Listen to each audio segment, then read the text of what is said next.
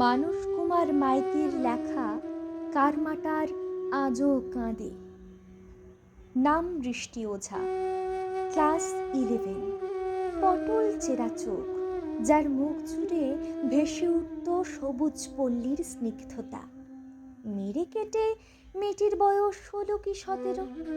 সুন্দর গড়ন, তার লম্বা খোলা চুলে ঢলে পড়ত রক্তিম বিকেল। কিন্তু হায়নাদের নজর পড়েছে তার শরীরের ওপর। বাড়িতে আসতে লাগলো প্রস্তাবের পর প্রস্তাব। বয়স বাড়লে ঝুলে যাওয়া চামড়ায় চোখ ধাঁধানো রূপটা চলে যেতে পারে, যাকে বলে এখন সে কচি মেয়ে। কারণ মেয়েদের নাকি 20 পেরোলেই বুড়ি। এই সময় বিদেয় করতে পারলে প্রায় ফ্রিতে বা অনেক কম খরচে কাজটা হাসিল হতে পারে।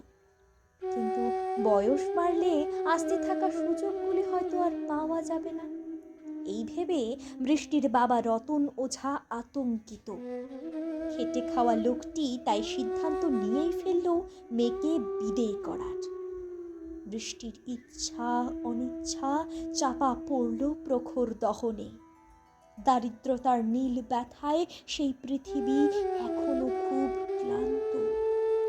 লাঞ্ছিত মানুষের কান্না প্রতি নিঃশ্বাসে আনে লজ্জা।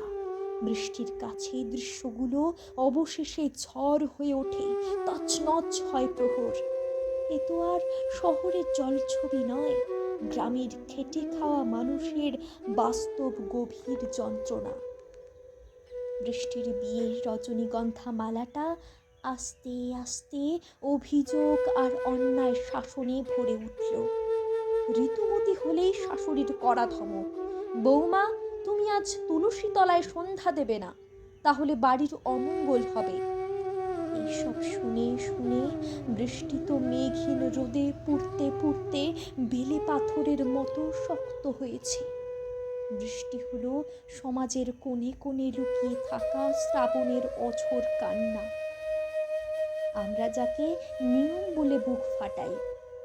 সারা দিন বুঁদ হয়ে থাকা মাতাল স্বামীর অত্যাচার ও লালসা মুখ বুজে সহ্য করতে করতে বৃষ্টিও একদিন মা হলো। জন্ম নিল ফুটফুটে এক কন্যা সন্তান। ব্যাস, মেয়ের জন্ম দিয়েছে বলে চলল অকথ্য গালিগালাজ, আর জন্ম অশৌচের খপ্পরে পড়ে বন্ধ হলো বাড়ির পবিত্র পুজো। 200টি বছর পেরিয়ে গেছে, কিন্তু 200টি অন্ধকার পেরোতে পারলাম কই? বৃষ্টির শুধু মনে পড়ে ক্লাসে বলতে থাকা প্রদীপ স্যারের সেই কথাগুলো। একটি জাগরণের নাম বিদ্যাসাগর, নারী মুক্তির নাম বিদ্যাসাগর, একটি কুসংস্কার মুক্ত সমাজের নাম বিদ্যাসাগর। ইসরোর মঙ্গলযান অভিযান, নতুন নতুন ক্ষেপণাস্ত্র আর এয়ার স্ট্রাইকের আড়ালে সমাজের কুসংস্কারের জঘন্য স্ট্রাইকগুলো রোখা গেল না। প্রকৃত বর্ণের সাথে পরিচয় হলো না আমাদের এখনো। বিদ্যাসাগর, তোমার কারমাটার এখনো কাঁদে যখন সাঁওতাল নিরীহ একটি বুড়িকে ডাইনি বলে পিটিয়ে পিটিয়ে নৃশংসভাবে মেরে ফেলা হয়।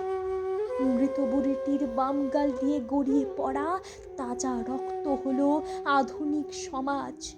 তার বাম গাল দিয়ে গড়িয়ে পড়া কালচে রক্তই হলো তোমার সযত্নে লালন করা নারীর মুক্তি। আজ 200টি বছর পরেও তোমার কারমাটার কাঁদছে, ভীষণ কাঁদছে। নমস্কার।